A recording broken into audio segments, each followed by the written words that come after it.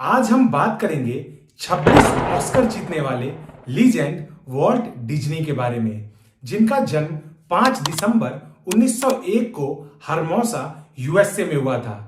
Vault के पिता alias पेशे से एक किसान और वो फल बेचा करते थे।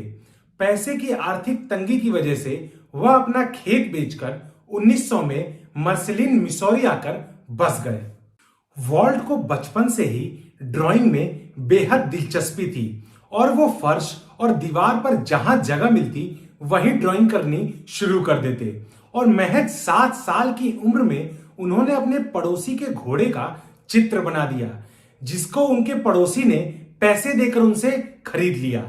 1911 में पैसों की दिक्कत की वजह से डिज्नी परिवार कैंसस आ गए और वहां उन्होंने न्यूज़पेपर और मैगजीन बांटने का काम शुरू कर दिया। अपने पिता का हाथ बटाने के लिए वॉल्ट और उनके भाई रॉय सुबह 4:30 बजे उठकर न्यूज़पेपर और मैगजीन बांटने में शुरू हो जाते और स्कूल से लौटने के बाद भी वो शाम को मैगजीन और न्यूज़पेपर बांटते। वॉल्ट को बचपन में बहुत कठिनाइयों का सामना करना पड़ा और एक समय तो ऐसा आया जब वॉल्ट ट्रेन में पॉपकॉर्न और कोल्ड ड्रिंक्स बेचने पर मजबूर हो गए। 1918 में फर्स्ट वर्ल्ड वॉर के बाद वॉल्ट यूएस आर्मी में शामिल होना चाहते थे, पर कम उम्र होने की वजह से उन्हें रिजेक्ट कर दिया गया, जिसके बाद वॉल्ट ने अपना डेट ऑफ बर्थ कम करके रेड क्रॉस में एम्बुलेंस चलाने के लिए अप्लाई किया, जहां उन्हें नौकरी तो मिल गई पर उन्हें फ्रांस भेज दिया गया। इस नौकरी से परेशान होकर 1919 में वॉल्ट वापस यूएसए आ गए। घाट घाट का पानी पी रहे वॉल्ट को अपने हुनर पर भरोसा था, इसी कारण वह वापस यूएसए भी आए थे और उन्होंने पेमेन र्यूबिन कॉमर्शियल आर्ट स्टूडियो में एक आर्टिस्ट के तौर पर नौकरी भी मिल गई, पर जनवरी 1920 में उन्हें नकारा कहकर फायर कर दिया गया, जिसके बाद निराश वॉल्ट ने हिम्मत नहीं हारी और अपने भाई के साथ मिलकर लाफोग्राम स्टूडियो नाम की कंपनी खोल दी।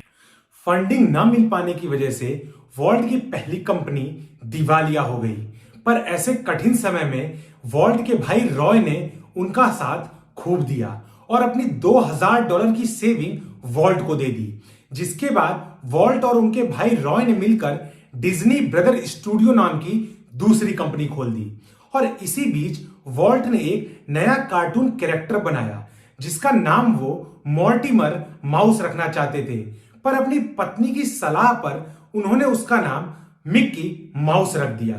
काफी संघर्षों के बाद वॉल्ट को पहली खुशी तब मिली जब 18 नवंबर 1928 को मिकी माउस का पहला एनिमेटेड शो लॉन्च हुआ, जिसमें वॉल्ट डिज्नी ने खुद की आवाज दी थी।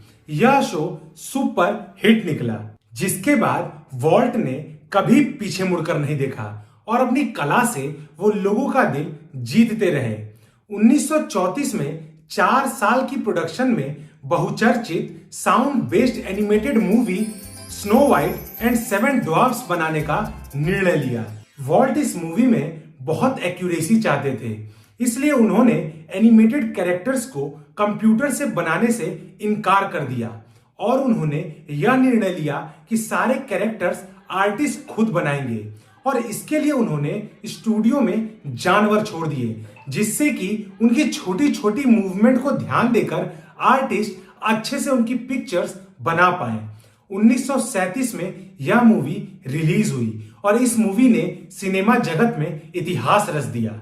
वॉल्ट को अपने कैरियर में ढेरों अवार्ड मिले, जिसमें 1964 में उन्हें प्रेसिडेंशियल मेडल ऑफ फ्रीडम से भी नवाजा गया।